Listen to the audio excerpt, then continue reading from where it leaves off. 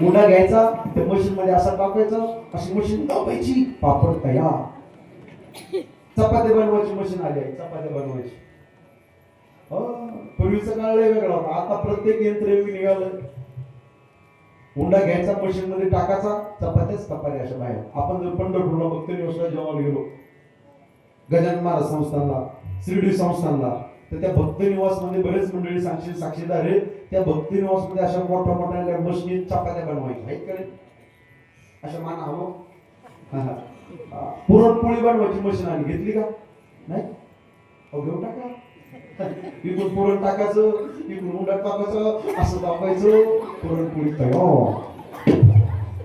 बाबा तुम्हाला आश्चर्य वाटेल, बाबा कपडे धुवायची मशीन आली का नाही? काय वॅशिंग मशीन, वॅशिंग मशीन. आता एक नवीन मशीन आली, पाहुणा आला वेलकम.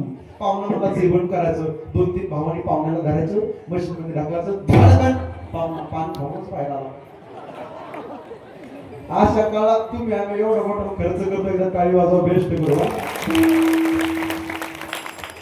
अभंगाच्या पहिल्या चरणात तुकोबाला वर्णन करतात, आपुला तो